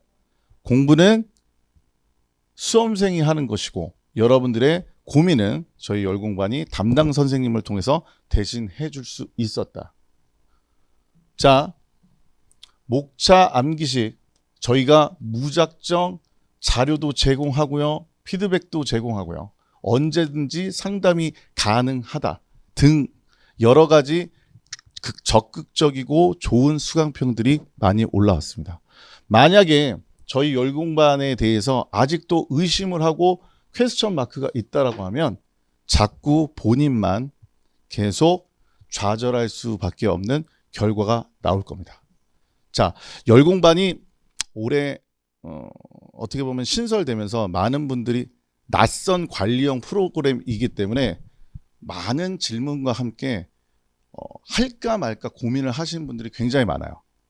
이후에 합격생들의 이야기를 들으면서 반드시 열공반 선택하셔서 내년에는 좋은 성과 있었으면 좋겠습니다. 여기까지 하도록 하겠습니다. 안녕하세요. 이번에 저 40기의 수석으로 합격한 백지은이라고 합니다. 저는 이 유예생으로 합격을 했고 공부 기간은 총 1년 반에서 20개월 사이였던 것 같아요. 저는 직장을 다니다가 퇴사를 하고 공부를 하게 된 경우라서 이제 학생분들이 많으실 것 같은데 저랑 조금 다를 수도 있지만 저 공부하게 된 계기가 원래 과가 무역 쪽이기도 했고 이제 취업을 다른 데로 했어요. 아예 다른 분야로 컨설팅 쪽으로. 그래서 일하다가 약간 무역에 대한 그런 열망? 이런 것도 있어서 이제 어떻게 할까 하다가 관세자 공부를 시작하게 됐어요. 그리고 뭐였지? 그리고 아까 열공반 설명 들으셨죠, 다들? 저는 작년에 정보원 간세사님이랑 열공반 수업을 같이 했었던 학생이거든요. 작년 8월 달부터 이제 올해 모의고사 치기 바로 직전까지 6월 초까지 계속 열공반을 했었어가지고 그 부분에 대해서 조금 저는 도움을 많이 받았어가지고 다들 궁금해 하실 것 같아서 좀 말씀을 드리려고 해요. 열공반을 하면서 저는 이제 그 답안을 처음 써봤거든요. 8월달, 9월달 이때. 사실 그때 아무것도 모르잖아요. 기본 강의 듣고 심야 강의 듣고 난 후라서. 그래서 그때 막 답안지 써보고 이제 다른 사람들이 올린 답안을 보면서 아, 내가 이 정도 수준이구나. 내가 지금 어느 정도 더 해야겠구나. 이런 걸 되게 느끼면서 제 공부 방법을 조금 빨리 찾았던 것 같아요. 이제 그게 이제 유예로 합격하게 된 하나의 계기가 되지 않을까 하고요. 그리고 또 열공반을 하면서 이제 사실 제일 불안한 게 막 붙을 수 있을까 이런 거잖아요. 아, 떨어지면 어떡하지? 남들 다 취업하는 시기에, 남들 다 잘 먹고 잘 사는 시기에 나는 이제 공부하고 이래서 되게 불안하고 이럴 때 그 정보원 관세사님이나 이제 멘토 관세사님이 계시거든요. 그때 되게 전화를 많이 하면서 운 적도 있었고 너무 불안해요. 전 또 나이가 많으니까 상담을 되게 많이 하면서 이제 그런 슬럼프를 조금 극복해 나갔던 것 같아요. 그래서 약간 다른 수험생들보다 좀 슬럼프 기간이 좀 짧았던 것 같아요, 저는. 그래서 이제 공부할 때 막, 못하겠다 이랬던 적은 사실 별로 없었던 것 같아요. 그리고 혹시 뭐 질문 같은 거 있으실까요? 네.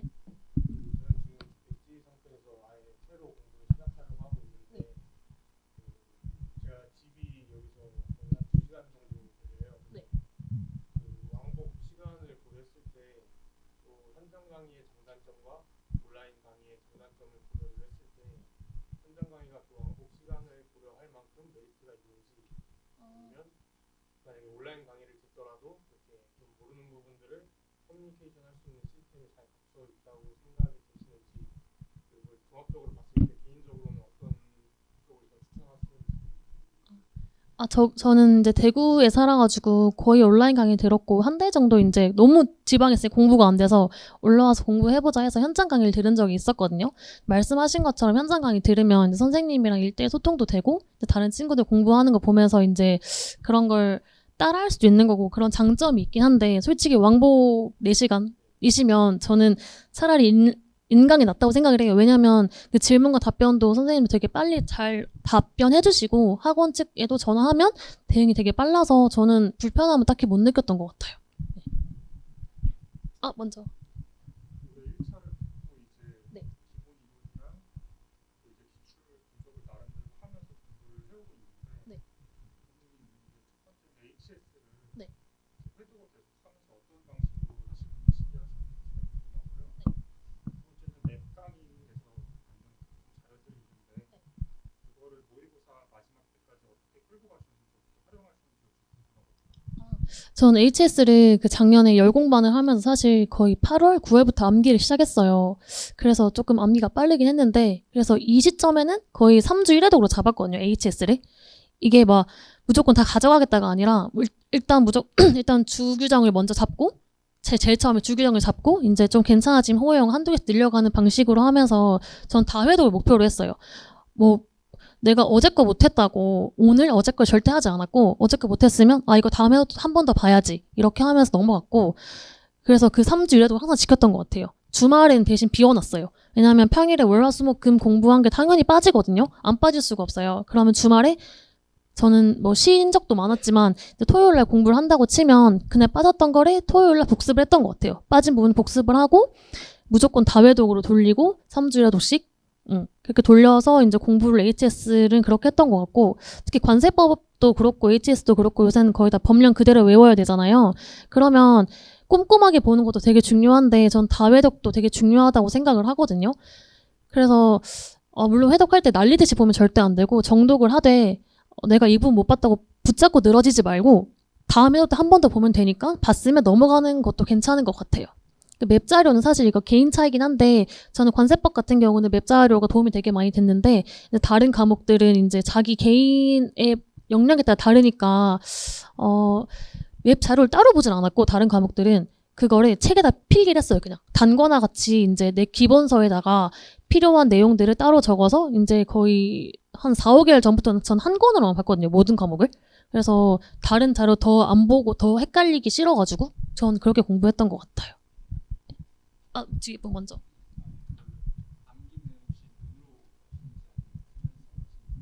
암기 제일 중요한 건데, 이게 전 처음 읽어보고 나서 아웃풋을 되게 많이 했어요. 그러니까 아웃풋이라는 게 책을 덮어놓고 그 부분에 대해서 생각을 하는 거죠. 그러니까 막연한 생각이 아니라 HS나 컨셉법 같은 경우는 이제 정말 똑같이 적을 수 있을 정도로 생각을 해봤던 것 같아요. 중얼중얼 거리거나. 근데 그게 너무 졸리면 타이핑을 친 적도 있었고, 그렇게 하면서 나중에 한 3, 4월 되면은 거의 책을 아예 안 폈던 것 같아요. 공부 시작할 때 딱 덮어놓고 그날 공부할 양이 정해져 있잖아요. 그럼 그날 공부할 양에 대해서 그 부분을 그냥 생각을 해봐요. 머릿속으로 그냥 중얼중얼 거리거나 법령 똑같이 얘기하려고, 그리고 확인해보고 맞으면 넘어가고. 근데 이게 되게 엄청 고통스러운 과정이긴 한데, 근데 그렇게 하다 보면 사실 잘 까먹진 않거든요. 그게 한 3, 4개월만 좀 열심히 하면 되긴 해가지고 아웃풋이 되게 중요한 것 같아요.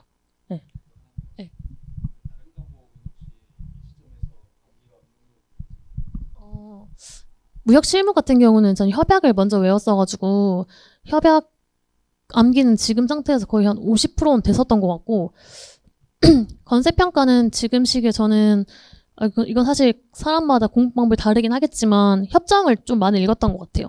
물론 법 외우기도 했지만 협정을 조금 더 많이 보면서 이해하려고 노력을 했고 한 12월 그때부터는 암기를 주력적으로 했던 것 같아요.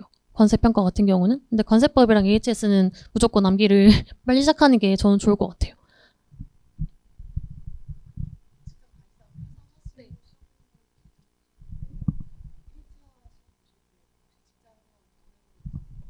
저 병행은 안 했고 퇴사하고 좀 쉬다가 공부를 시작해가지고 네 병행.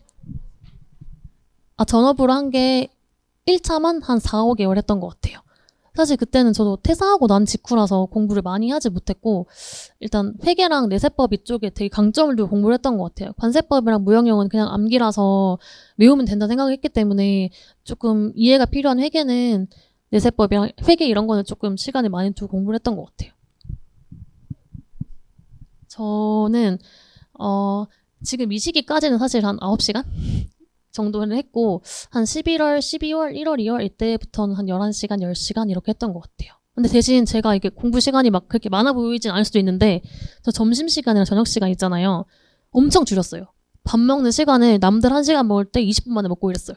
그냥 그 시간을 줄여서 그냥 좀 잠을 더 자거나 좀 휴식을 취하거나 이렇게 했던 것 같아요. 질문 더 있으실까요?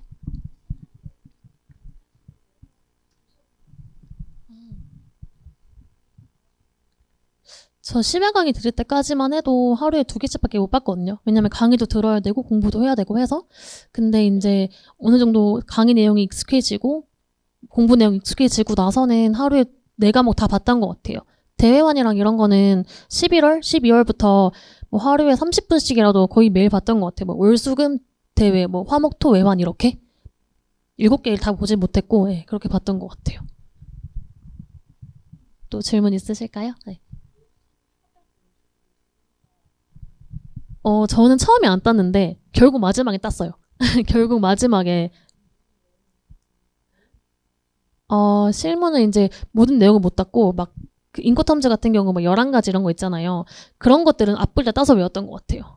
그리고 HS는 꼭 2문자 따시길 추천드립니다. 저는 너무 양이 많아가지고 2문자 따서 외우는 게 진짜 훨씬 시간 절약 돼가지고 저는 좋을 것 같아요.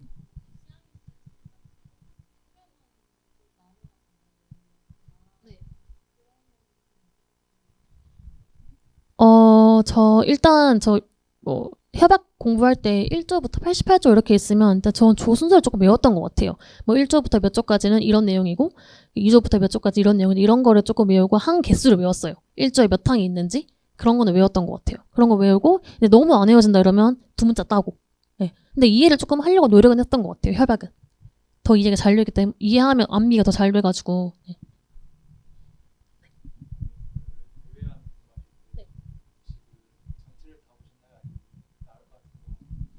저 규정은 안 봤고요. 법이랑 영 거의 다 봤어요.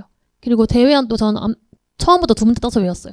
그러니까 전체 뭐 5개 요일식 이런 거 있잖아요. 무조건 2문자 다 따서 외웠어요. 왜냐면 휘발성이 너무 강해가지고 그냥 외우면 잘 안 외워지더라고요. 네, 2문자 땄습니다. 네. 운송은 헤이그, 비스비, 함부르크, 로테르담 봤는데 원문 전체 다 본 건 아니고 그 선생님들이 강의하시는 내용 있잖아요. 중요한 것들. 그런 것들만 외웠던 것 같아요. 그리고 MIA랑 ICC. ICC는 원문 전체 싹 다 봤고 MIA도 마지막에 좀 날리는 부분 빼고는 거의 다 외웠어요. 네. 뉴욕 협약이랑 중재 협약도 봤습니다. 질문 있으실까요? 없으면 이제 최연소 합격자분 얘기 한번 들어볼게요. 안녕하세요. 저는 이번에 최연소고 차차석으로 합격한 이혜연이고, 저는 1년 10개월 이유예로 합격했고요. 1차는 학교랑 병행하고 2차부터 본격적으로 휴학하고 공부를 했어요.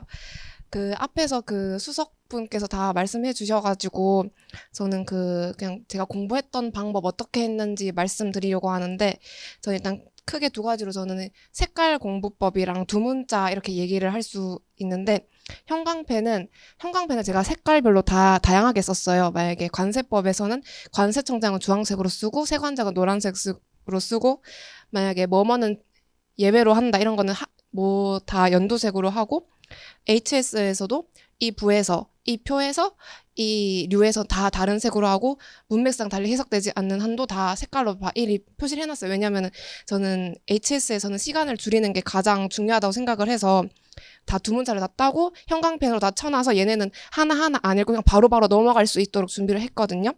그래서 저는 그 회독을 되게 많이 하는 편이었는데 모의고사 전까지 저는 HS를 20번을 보고 들어갔어요. 그리고 저는 관세법도 한 1회독 하는데 2주 정도 걸리고 무실도 2주 정도 회독을 되게 많이 하는 편이었고, 그리고 저는 두 문자도 목차도 두 문자를 따고 그 옆으로 가로 세로 다 땄어요. 근데 목차를 딸 때는 빨간색 큰 플러스 펜으로 따서 크게 옆에 적어놓고 그 내용 두 문자를 딸 때는 파란색 펜으로 옆에 적어놨어요. 그래서 그 내용을 직접적으로 보기 전에 일단 두 문자를 다 상기를 하고 내용으로 넘어갔고, 일단 공부 방법은 이렇게 하고, 그리고 저는 되게 자극을 다양화하려고 해서 눈으로 읽는 거랑 저는 백지 복습을 타이핑으로 했거든요.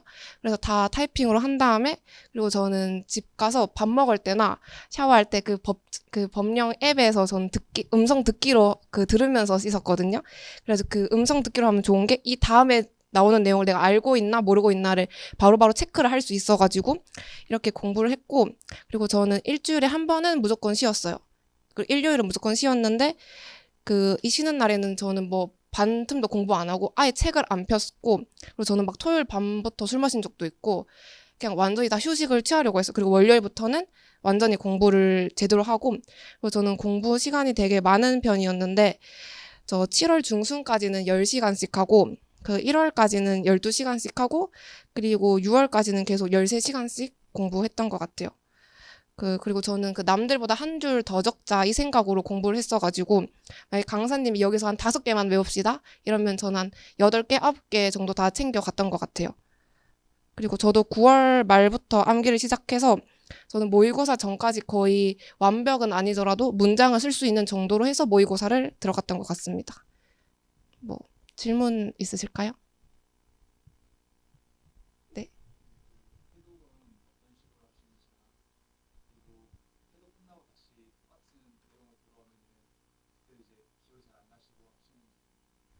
기억 안 나는 건 당연하고, 저는 모든 공부를 시작하기 전에 한 10분 정도 빠르게 훑어봤어요.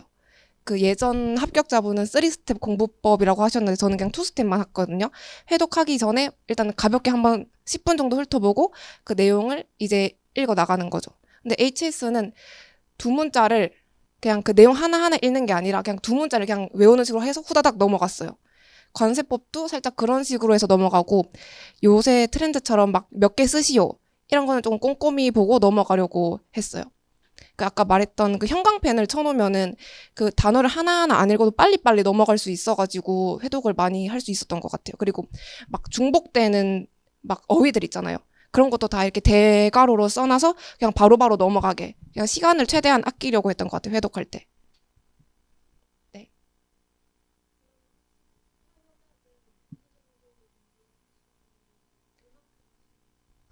저 기타 협약은 1월 모의고사 시즌부터 공부했는데요. 암기를 했는데 저는 되게 기타 협약도 되게 꼼꼼히 챙긴 편이었어가지고 중재법도 남들 안 하는 것도 조금은 다 훑어보고 남들 하는 거는 그냥 100%다 완벽하게 썼고 ICC는 전조문 그냥 완벽하게 다 했고 운송 협약이랑 그런 거는 강사님이 중요하다고 생각하신 부분만 했어요.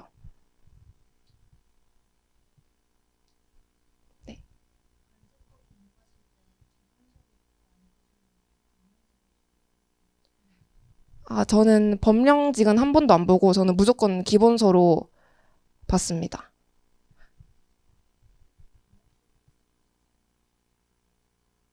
강사님이요? 책이요? 저 무역생으로도 그냥 기본서로 공부했는데 저는 최권수 강사님이랑 최재순 강사님 둘 다 강의를 둘 다 듣고 둘 다 거를 최권수 강사님 책 합쳤어요. 안 겹치는 내용 같은 거. 근데 거의 다 겹쳐가지고 그냥 거의 조금씩만 하고 목차 딸 때 두 책 다 참고하고 그랬어요. 근데 저는 둘 다 기본서로 공부했습니다.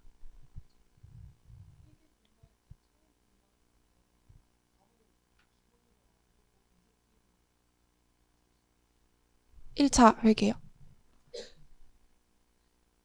제가 1차는 잘 기억이 안 나는데 근데 기본을 듣고 문제 푸는 걸로 넘어가야 좋을 것 같다고 생각해요. 저도 회계를 이거 준비하면서 처음 했어가지고 많이 어려웠는데 그 기본 강의를 들어야 그 문제도 적용을 할 수 있다고 생각을 해요, 저는. 문제 은행. 그 어느 파트에서 나올지는 이 파트에선 거의 한 몇 문제, 이 파트에 몇 문제 이런 건 정해져 있는데 문제 은행식인지는 잘 모르겠고 근데 원가 관리 회계 그쪽은 아마 반복되는 문제가 많이 나올 걸로 기억해요.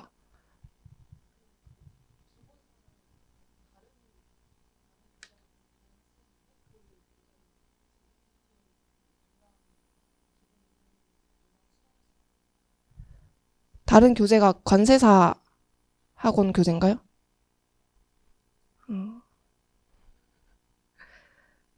근데 아마 강의 따라 듣기에는 교재를 다시 쓰셔야 더 효율적으로 공부하실 수 있을 것 같아요. 네.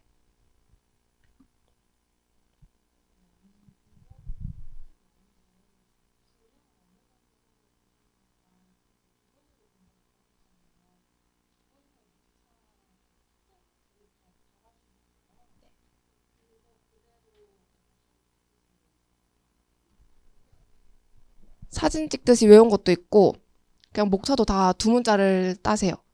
목차를 두 문자를 따서 했고 양이 많은 거는 보다가 익숙해지는 부분을 빨리빨리 읽어 나갈 수 있는 익숙하게 만들어지는 게 중요해요. 처음에는 무조건 양이 많거든요. 근데 점점 눈에 익히면서 내가 아는 부분은 빨리 넘어가고 모르는 부분을 조금 더 집중해서 볼 수 있게 이 조절이 좀 중요한 것 같아요. 질문 없으시면 이제 여기서 그만하겠습니다. 얘기 잘 들으셨나요? 뭐가 좀 달라요? 수석하고 최연소인데. 여러분들 그 관사 시험 합격하면 90명이잖아요. 근데 그냥 90명은 사실 어디도 드러나지 않아요. 그냥 수험번호로만 존재해요. 근데 어디 신문에서 인터뷰를 하거나 이런 것들은 뭔가 타이틀을 획득을 해야 돼요. 수석, 최연소, 그 다음에 최고령. 그러면 나중에 여러분이 20년 후에 네이버 신문기사 검색을 해봐도 자기 이름이 나와 있거든요. 그러니까 타이틀을 하는 게 어떻게 보면 일생에서 좀 의미가 있는 것 같긴 해요. 저도 가끔 우울할 때는 네이버에 제 이름 검색을 해봐요. 그럼 16기 관세사. 옛날엔 신문에 광고를 냈거든요, 관세청이. 그래서 제 흔적이 아직도 있어요. 근데 이제 여러분도 이제 흔적을 좀 남기고 싶다 그러면 좋은 일로 신문 나오는 게 어렵잖아요. 나쁜 일은 금방 나올 수 있지. 맘만 먹으면 밖에 나가서, 그지? 근데 여러분들 수석도 한번 도전해 보시고 가능하겠죠? 이 중에서 수석. 자신감이 없나? 그럼 최연소. 최연소도 나이가 있어야 되나? 둘 다 힘들 것 같으면 최고령 한번 해보든가. 한 20년 후에 해요. 그러면 최고령 할 수 있으니까. 그건 싫잖아. 아무튼 타이틀로 한번 도전해 봅시다. 이왕 합격할 거. 90명 중에 한 명이 아니라 수석 내지는 뭐 차석이든 한번 해보겠다는 생각 열심히 하면 좋겠습니다. 자, 나머지는 빨리빨리 넘어갈게요. 뭐 다 아시는 내용들이고 하니까. 끝나고 상담은, 그러니까 동차라든가 뭐 2차 시험 준비와 관련된 상담은 아까 정보공 관세사님하고 그 수석하고 지금 최연소 합격한 관세사님들이 상담을 저기 라운지 있죠? 휴게실에서 해주실 거고, 이제 1차 관련된 상담은 제가 해드릴 테니까 저는 밖에 있을 테니까 와서 질문하시면 답변을 개인적인 거 다 말씀을 드릴게요. 요거는 2차 관련된 거니까 뭐 넘어가도록 하고, 동차 혹시 준비하시는 분들은 아까 말씀을 드렸다시피 11월, 12월 달에 그러니까 마음속에 이제 그런 게 있을 거예요. 내가 올해 이제 2회로 실패를 했는데 뭔가 좀 시간이 좀 더 있었으면 과목별로 이런 건 조금 더 해놨었을 텐데라고 하는 그런 게 조금 아쉬운 게 좀 있을 거예요. 마음속으로. 그런 것들을 12월 달에 좀 집중적으로 좀 보강을 좀 해놓는 시간이 있으면 좋겠어요. 제가 왜 이런 얘기를 드리냐면 다시 그냥 11월부터 원래 해왔던 암기로 계속 들어가면 그 친구는 2회 때 3동차 때 비교했을 때 별로 업그레이드 된 게 없는 거예요. 그렇잖아요. 예, 똑같은 수준인 거잖아요. 그냥 암기만 계속 하는 것 뿐인 거지. 그래서 그런 시간을 꼭 갖고, 그리고 회계학은 개인 점수에 따라 좀 달라지겠지만, 회계학이 좀 자신이 없다는 분들은 11월부터 회계학은 바로 기본 이론부터 들어가시고, 자신이 좀 있는 분들은 문제를 좀 풀어가면서 같이 좀 병행하셨으면 좋겠습니다. 그리고 동차 잘 들으세요. 동차하는 분들 중에 많이 질문하는 게 1월부터 3월까지 이때 2차 모의고사를 같이 병행해야 되나요? 말아야 되나요? 이런 질문 정말 많이 하는데, 이건 제가 기준을 말씀드릴게요. 회계학이 내가 작년에 1차 봤을 때 60점이 넘었다. 회계학이. 그러면은 모의고사 같이 할 수 있어요. 해도 돼요. 근데 나는 회계학이 40, 50점대다. 그러면 모의고사는 잠시 좀 접어두는 게 맞다 싶어요. 왜냐하면 8분의 1 진도로 돌아가는 모의고사라 하더라도 정말 힘들거든요. 1차 공부 따로 하기가 되게 힘들어져요. 그래서 동차한테 최악의 시나리오는 뭐다? 최고의 시나리오는 동차 합격이겠지만 최악의 시나리오는 3월 달에 못 떨어지는 거? 네, 1차 시험 떨어지는 게 최악의 시나리오죠. 그런 일이 또 발생하면 절대 안 됩니다. 집안에다가 할 말도 없잖아요. 엄마 아빠한테 뭐라 그럴 거야?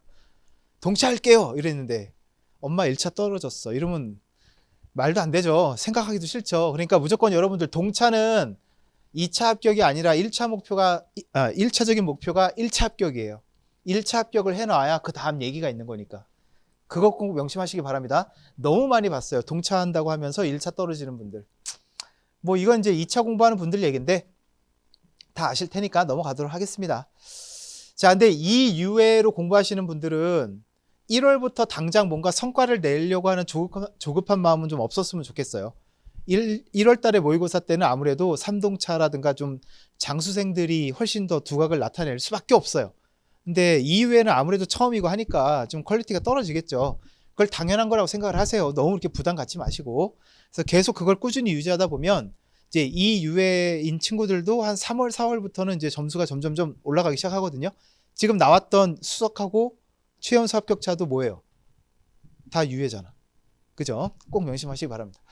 자, 뭐 맵 과정은 지금 이제 11월, 12월에 들어갈 건데 뭐 기존에 이제 문제풀이 과정하고 그다음에 논술련 과정이 합쳐진 게 맵 과정인데 예전에 뭐뭐에 대해서 서술하세요라는 시험이었을 때는 이 서술 뭐 논술반 같은 게 필요했거든요. 근데 요즘은 뭐뭐에 대해 서술하세요가 아니잖아요. 되게 지엽적이고 단답형인 게 나오죠. 그래서 지금 2차 강사님들이 맵 과정에서 하려고 하는 것들이 뭐 요번에 관세법도 그렇고 뒤통수 치는 좀 지엽적인 문제들이 있잖아요. 그런 것들을 좀 정리해 가지고 자료를 만들어서 좀 드린다고 하니까 맵 과정도 한번 좀 잘 좀 고려를 해 보시기 바랍니다. 수험생은 혼자서 절대 그거 못 해요.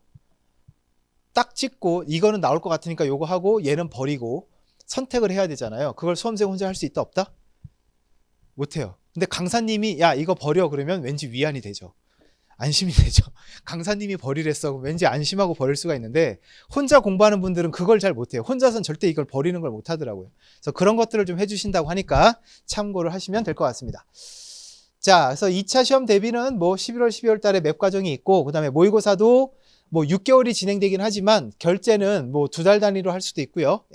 뭐 6개월 단위도 할 수도 있고 하니까 그건 여러분들이 참고하시면 될 것 같습니다. 요거는 빨리빨리 넘어갈게요. 요것도 넘어갈게요. 네. 그 다음에 뭐 수험 준비 요령은 이미 뭐 합격자들이 나와서 여러 번 얘기했던 거니까. 그리고 공부는 여러분들 개인마다 다 방법을 찾아가야 돼요.